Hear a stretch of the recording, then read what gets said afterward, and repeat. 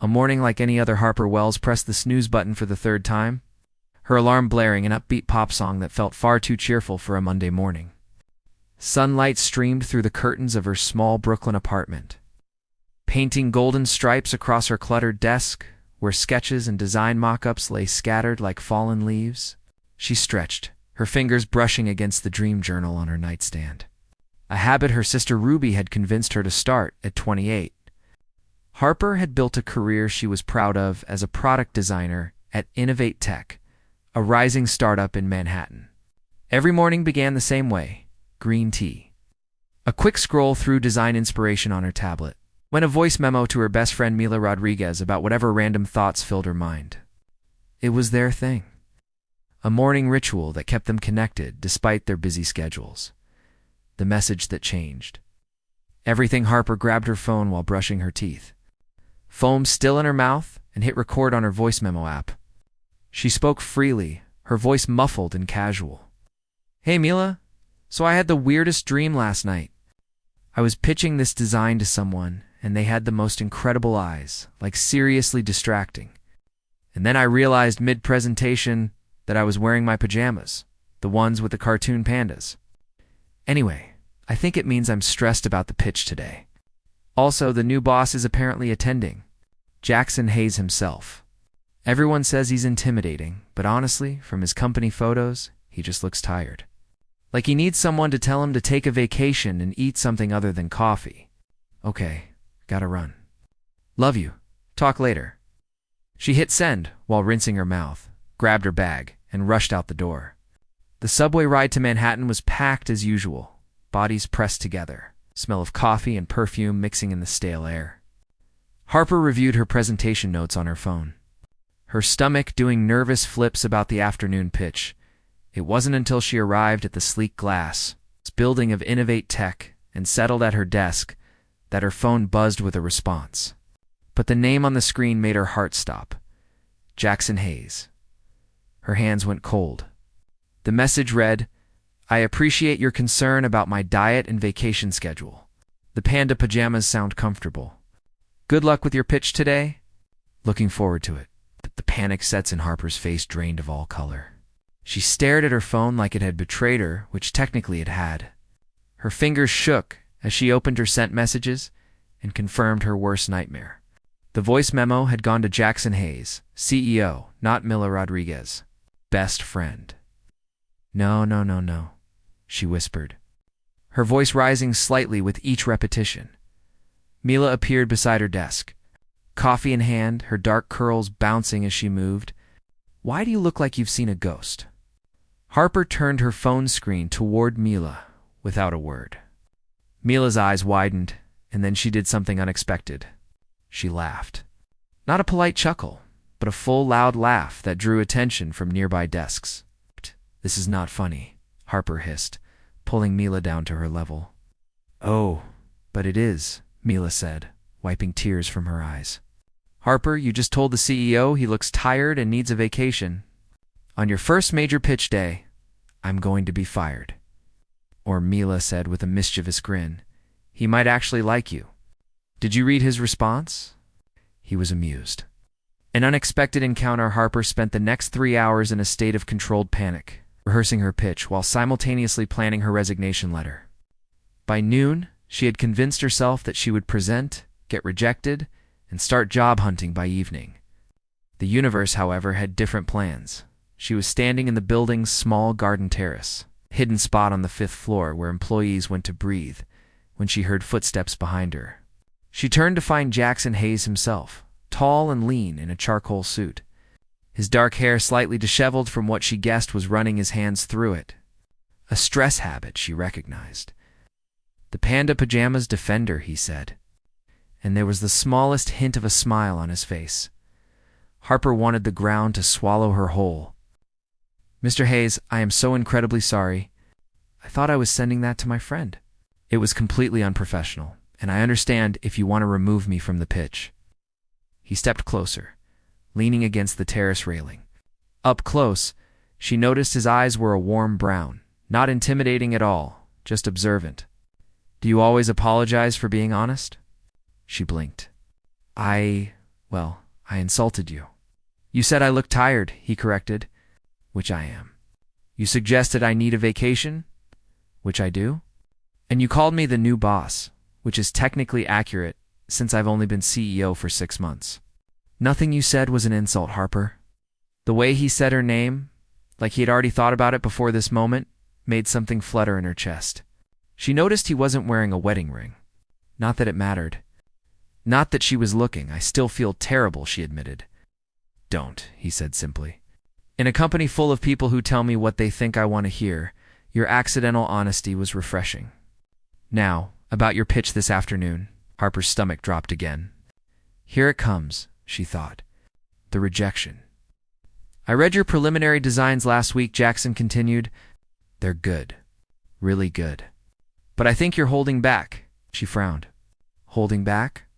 You're designing what you think the market wants instead of what you believe the market needs. There's a difference. He turned to face her fully. I want to see what happens when you stop playing it safe. A new opportunity. The pitch that afternoon went better than Harper had dared hope. She presented her designs to a room full of executives, including Jackson, who sat at the head of the table, his expression unreadable.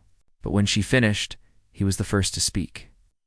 This is exactly the innovation we need, he said, his eyes meeting hers. Harper, I want you to lead the development of this project. Full creative control, direct report to me, and a team of your choosing. The room erupted in murmurs. Clarissa Hunt, a senior designer who had been with the company for 5 years, looked like she had swallowed something sour. Owen Bennett, the VP of Operations, cleared his throat loudly. With all due respect, Owen said, his tone dripping with false politeness, Ms. Wells has only been here 18 months. Perhaps someone with more experience should lead. Jackson didn't break eye contact with Harper. Experience doesn't always equal vision. Harper has both. The decision is made. After the meeting, Harper returned to her desk in a daze. Mila was waiting with a celebratory cookie from the bakery downstairs.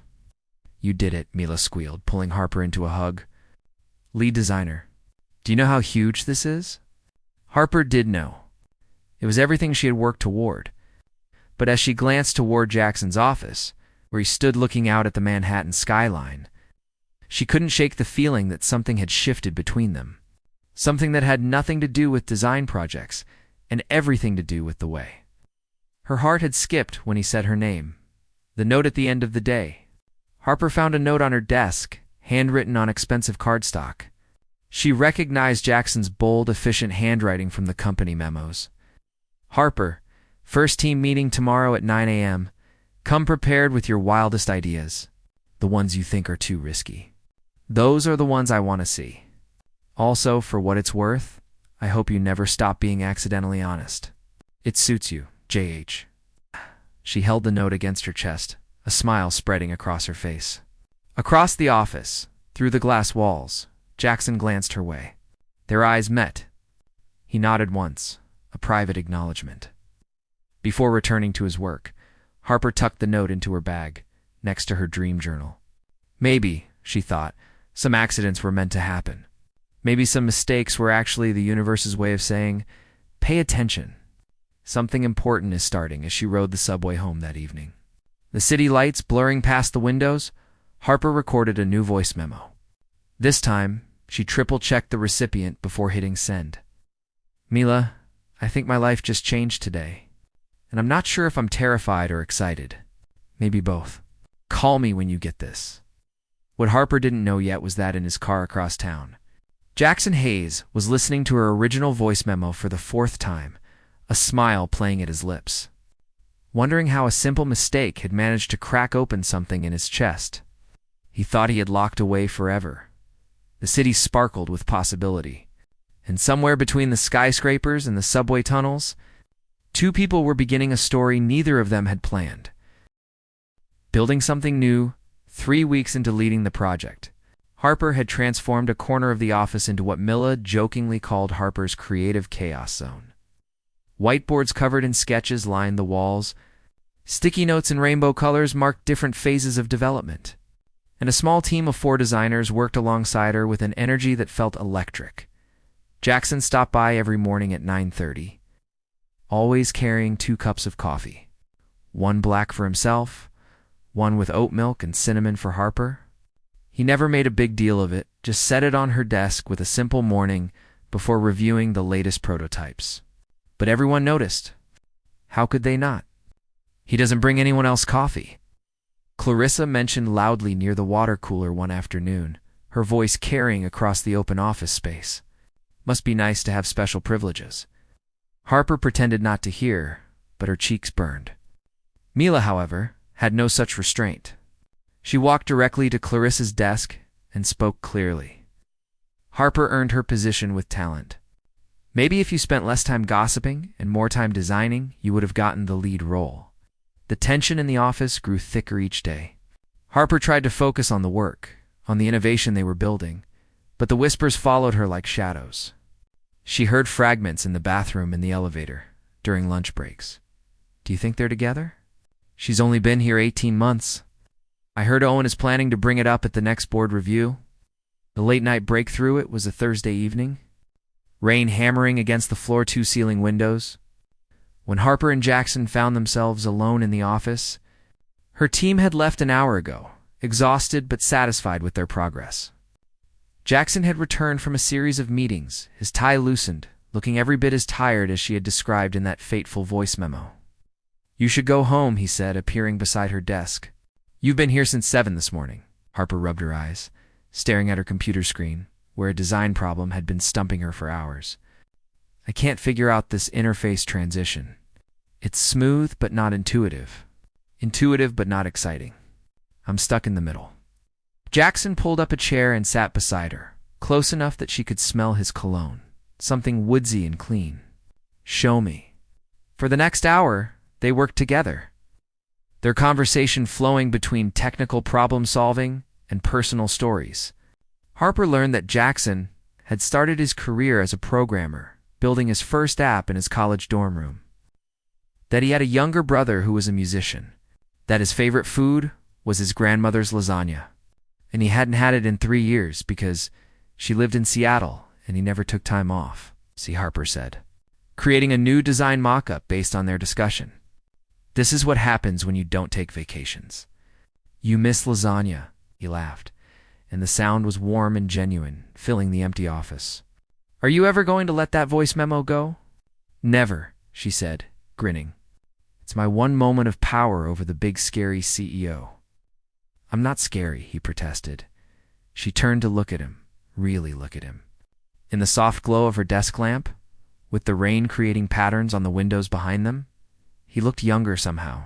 How vulnerable? No, she said softly. You're not. The moment stretched between them, heavy with something unspoken. Jackson reached out and tucked a strand of hair behind her ear, his fingers gentle. Harper, I need to tell you something. Her heart hammered. Okay, I didn't choose you for this project just because of your designs, he said. I chose you because when I heard that voice memo, I heard someone who sees people, not just positions. Someone who notices when others are tired, when they need care. That's rare in this industry. That's rare anywhere. Jackson, she whispered, but before she could continue, his phone buzzed loudly on the desk. He glanced at it, and his expression changed completely, shuttering closed. I have to take this. He walked away, his voice low and tense as he spoke into the phone. Harper tried not to listen, but fragments drifted back to her. I told you not to contact me at work. That was years ago. No, she has nothing to do with this.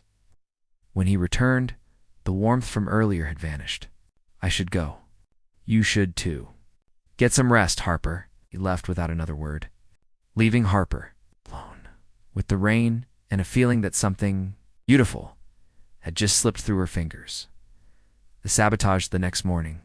Harper arrived to find Owen Bennett waiting at her desk, a folder in his hands and a smile that didn't reach his eyes. Morning, Harper. I need you to review these revised project guidelines. She opened the folder and her stomach sank. Every decision she had made over the past 3 weeks had been marked as pending review. Her budget had been cut in half, her timeline extended by 6 months. And at the bottom of the page, a note. All creative decisions must be approved by senior design team before implementation. "This will destroy the project," Harper said, her voice shaking. "We'll lose all momentum." Board's orders? Some members are concerned about the investment in an unproven designer. You understand? But Harper understood something else. This wasn't about the board. This was about Owen, who had opposed her promotion from the start, and likely Clarissa, who had been noticeably friendly with Owen lately.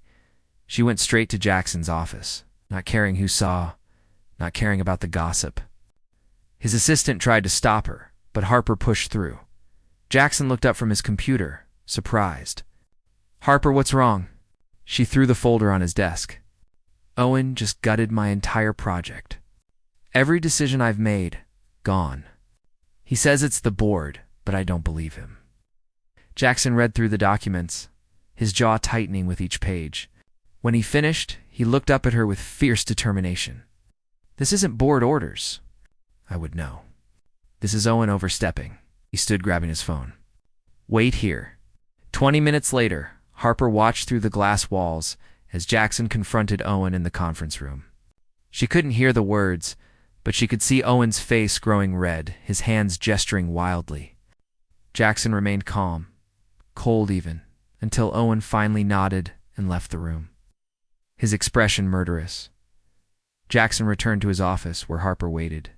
"Your project stands as you designed it. Full budget, original timeline, complete creative control. Owen won't interfere again." "What did you say to him?" Harper asked. "That if he ever undermines one of my decisions again, he'll be looking for a new job." Jackson's voice was steady, but his eyes blazed. "Harper, I meant what I said yesterday. I believe in you. I believe in this project.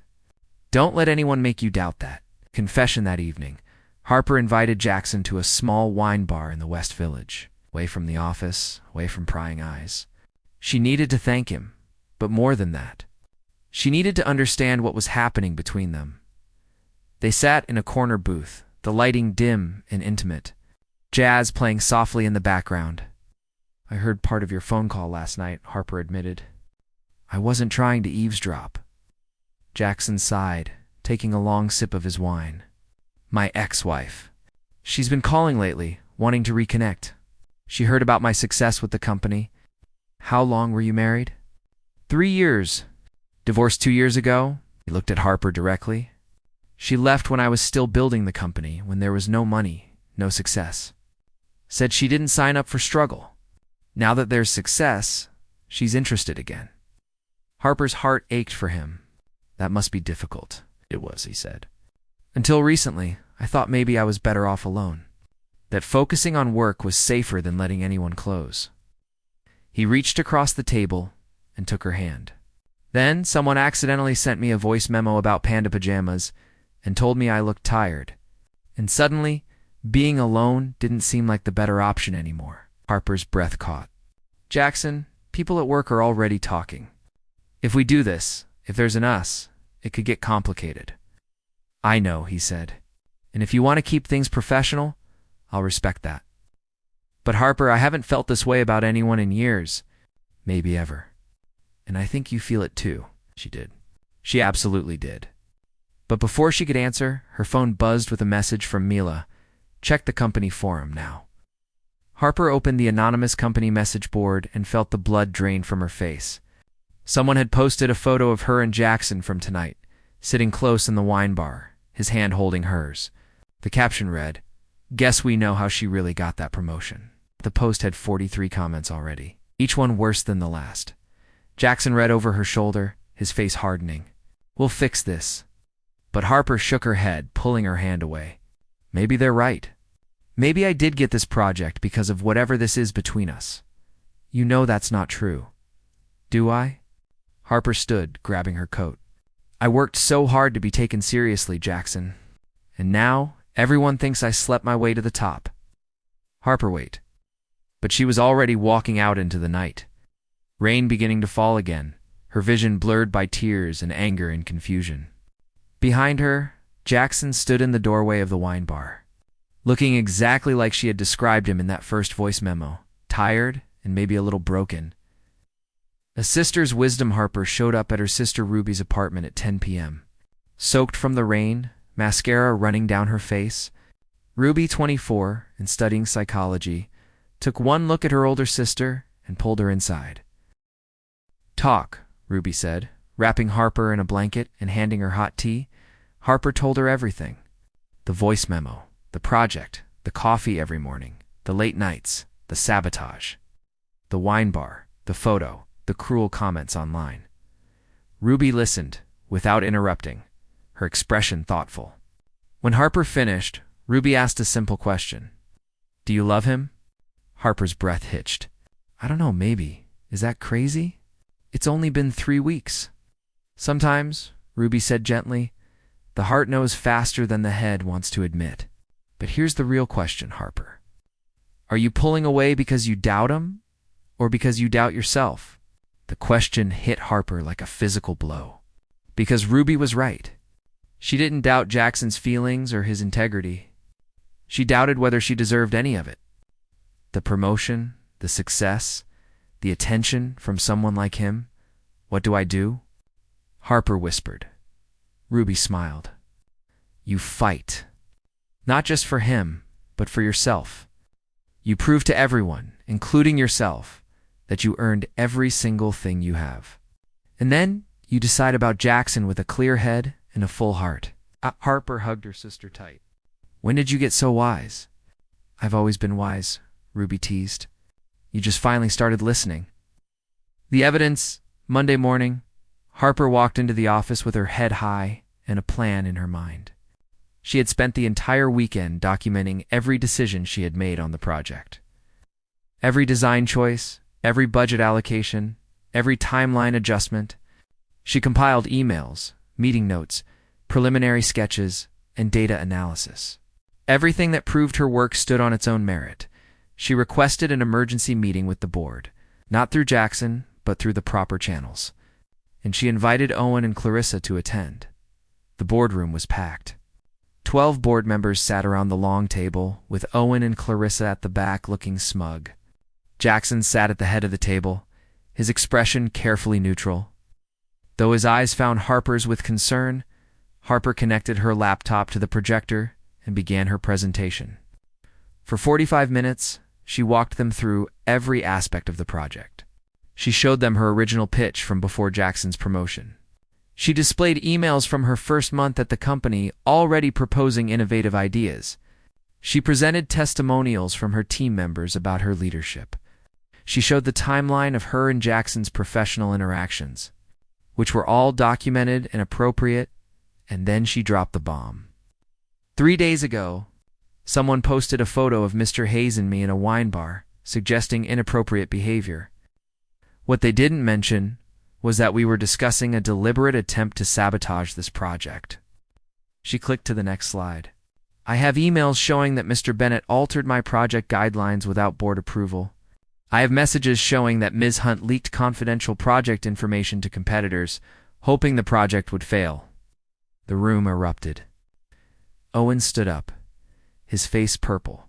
"This is absurd. I was protecting the company's interests." "By lying about board orders?" Harper shot back. "By deliberately undermining a project that early data shows will increase our market share by 20%. One of the board members, an older woman named Patricia Green, held up her hand for silence. "Ms. Wells, are you saying that the concerns about your relationship with Mr. Hayes are unfounded?" Harper took a deep breath. "I'm saying that my work speaks for itself. Whatever personal connection Mr. Hayes and I may or may not have developed is separate from my professional achievements. I earned this opportunity. I've delivered results, and I won't apologize for either." Patricia smiled slightly. "Good. That's what I wanted to hear." The board's decision, the silence in the boardroom felt heavy enough to touch. Patricia Green, the most senior board member, leaned back in her chair and studied Harper with sharp, intelligent eyes that had seen decades of corporate politics and personal drama. "Ms. Wells," Patricia said finally, "in my 30 years on corporate boards, I've watched talented people get destroyed by gossip. And I've watched mediocre people rise through manipulation. You just did something remarkable. You defended yourself with facts, not emotions. You proved your worth without diminishing anyone else." "That takes character," Owen Bennett tried to interject. Mrs. Green, surely we need to discuss the ethics of a CEO dating an employee. We're not dating, Harper said firmly, meeting Owen's glare head-on. But even if we were, I challenge you to find a single professional decision I've made that wasn't backed by data and expertise. My personal life doesn't diminish my professional abilities. Patricia nodded approvingly. Owen, I've reviewed the materials Ms. Wells provided. You altered official documents without authorization. That's grounds for termination. She turned to Clarissa. And Ms. Hunt, leaking confidential information to competitors is illegal. Our legal team will be contacting you. Clarissa's face went white. I was just trying to protect the company from making a mistake. No, Patricia said coldly. You were trying to sabotage someone you perceived as competition. There's a difference. Jackson, who had remained silent throughout the meeting, finally spoke. The board needs to vote on two matters. First, whether Harper Wells continues as project-led with full authority. Second, whether my personal feelings for Ms. Wells represent a conflict of interest that requires my recusal from project oversight. Harper's heart stuttered. He had just admitted, in front of the entire board, that he had feelings for her. The vote was called. For Harper's continued leadership, it was unanimous in favor. For Jackson's recusal, Patricia surprised everyone. I vote no on recusal, she said. Mr. Hayes has demonstrated nothing but professional judgment regarding this project. His personal feelings, which he's been transparent about, haven't clouded his business decisions. We're all adults here. We can separate emotion from professional evaluation. She looked around the table. Unless anyone has actual evidence of impropriety? Silence. Then we're done here. Ms. Wells. Congratulations on your continued leadership, Mr. Bennett and Ms. Hunt. Please see HR immediately. Clearing the air after the meeting, Harper found herself alone in the conference room, her hands shaking with leftover adrenaline. The door opened and Jackson entered, closing it softly behind him. That was the bravest thing I've ever seen, he said quietly. Harper laughed, a slightly hysterical sound. I thought I was going to throw up the entire time. He didn't show it. He moved closer, but maintained a respectful distance. Harper, I meant what I said in there. I do have feelings for you. But I need you to know that those feelings developed because of who you are, not because of your position or proximity. You're brilliant, kind, funny, and you see people. Really see them. See you too, Harper whispered. But Jackson, I need to do this on my own first. I need to finish this project and prove to myself that I can succeed. Not as the CEO's girlfriend, not as the lucky designer who got chosen, but as Harper Wells, who earned everything she has. Pain flashed across Jackson's face, but he nodded. I understand, and I'll respect that. But Harper, when you're ready, if you're ready, I'll be here. Because what I feel for you isn't going away. He turned to leave, and Harper felt something tear inside her chest. Jackson, wait. He stopped, hope flickering in his eyes. It's not that I don't want this, Harper said, her voice breaking slightly. It's that I need to want it for the right reasons. I need to know that I'm choosing you because my heart says yes, not because I'm caught up in the drama or the excitement or the fear of losing what we've built professionally. How long? He asked softly. Give me until the project launch. 3 months. Let me prove to everyone, including myself, what I'm capable of. And then if you still feel the same way, ask me again. Jackson's smile was sad but understanding. 3 months. I can do that. He paused at the door. But Harper, I'm already certain. I'll be certain in 3 months, 6 months, a year from now. Because some things, you just know. The 3-month journey the following weeks were intense. Harper threw herself into the project with renewed focus. Her team rallied around her, inspired by her courage in the boardroom. Mila became her unofficial second-in-command. Managing logistics while Harper handled the creative vision, Jackson kept his distance professionally. But Harper caught him watching her sometimes through the glass walls of his office. During meetings, his eyes would find hers, holding for just a moment too long before looking away. The coffee delivery stopped. but occasionally she would find a sticky note on her desk with simple encouragement. Great work on the user interface. The team loves your leadership. You're doing amazing things. Ruby visited every Sunday, bringing takeout and sisterly advice. He's giving you space, which is exactly what you asked for. But Harper, don't use this time just to prove yourself to others. Use it to figure out what you really want. 6 weeks in, the project hit a major milestone. The prototype testing exceeded all expectations, with users praising the intuitive design and innovative features. Tech publications started reaching out for interviews. Harper did them all, speaking confidently about her vision and her team, never once mentioning Jackson beyond his official role as CEO. At the 10-week mark, Harper received an offer from a competitor. Double her salary, full creative control, and a guaranteed VP position within a year. She stared at the offer letter for a long time before folding it up and putting it in her drawer. That evening, she knocked on Jackson's office door. He looked up, surprised, since they had maintained mostly email communication for weeks. "Can we talk?" she asked. Always, she sat across from his desk, the familiar space feeling both intimate and distant. "I got offered another job today. Really good position, lots of money, guaranteed promotion path." Something flickered across Jackson's face. "Are you taking it?"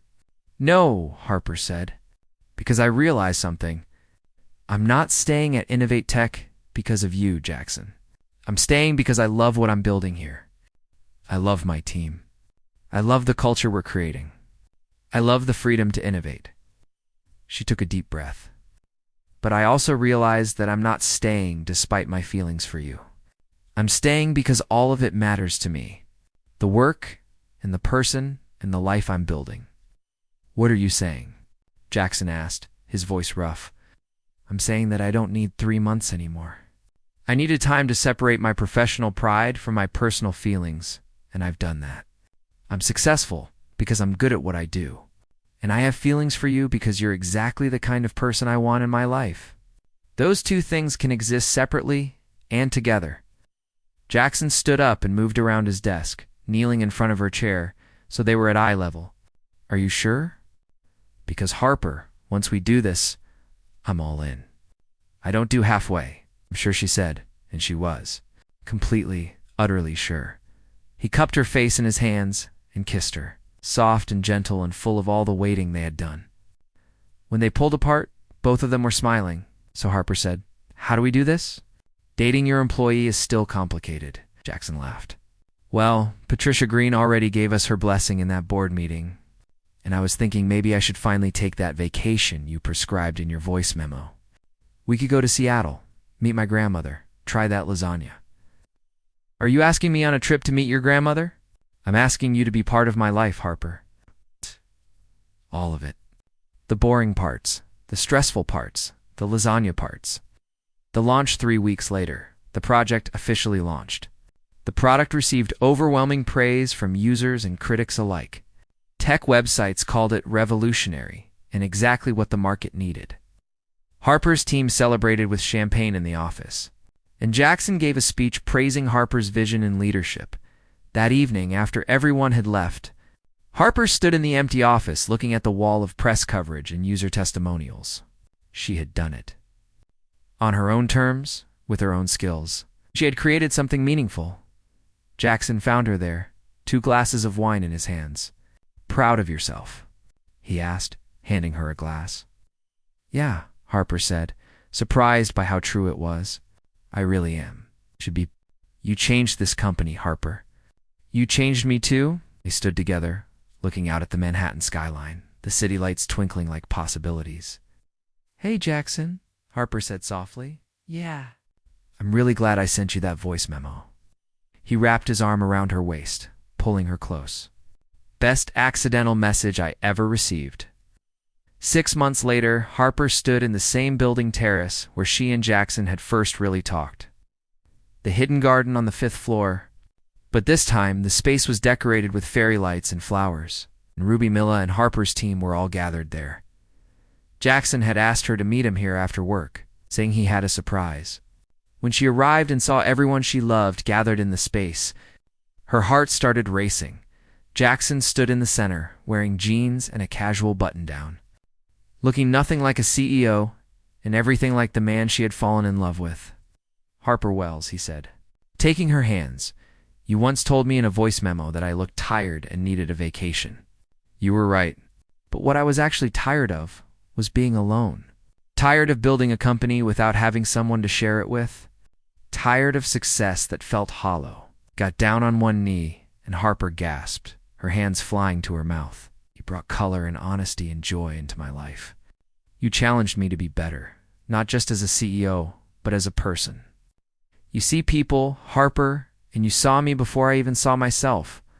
He pulled out a small velvet box. "So I'm asking you, will you marry me?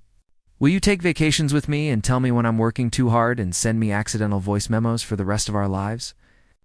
Tears streamed down Harper's face as she nodded. "Yes. Yes. Absolutely yes." The terrace erupted in cheers as Jackson slipped the ring on her finger and kissed her. Ruby was crying, Mila was filming everything, and somewhere in the crowd, someone started playing music from a portable speaker as they danced together in the fairy lights. Harper thought about that morning months ago when she had sent the wrong voice memo to the right person. Sometimes the best things in life happen by accident. Sometimes the universe knew exactly what it was doing. "Hey," Jackson whispered in her ear as they swayed to the music. "Hey, yourself. I love you." "Panda Pajama Defender." Harper laughed, the sound pure and happy and free. "I love you too." "Now, about that vacation to Seattle." "Already booked," he said. 2 weeks, just us and my grandmother's lasagna." "Perfect," Harper said, resting her head on his chest, listening to his heartbeat steady and strong beneath her ear. "Absolutely perfect." Above them, the New York sky darkened into evening, and the stars began to appear, one by one, like promises being kept. Harper Wells had come to this city to build a career, to prove herself, to create something meaningful. She had done all of that, but she had also found something she hadn't been looking for. Someone who saw her, really saw her, and loved her not despite her accidental honesty, but because of it. And as she stood there in Jackson Hayes' arms, surrounded by people who loved her, Harper realized that sometimes the best stories start with a simple mistake. A voice memo sent to the wrong person, a moment of vulnerability shared accidentally, because the right person doesn't need you to be perfect. They just need you to be real, and Harper Wells had never been more real, more herself, or absolutely certain that she was exactly where she was meant to be. The fairy lights twinkled. The music played. And in a garden terrace high above the Manhattan streets, 2 people who found each other by accident chose each other on purpose forever.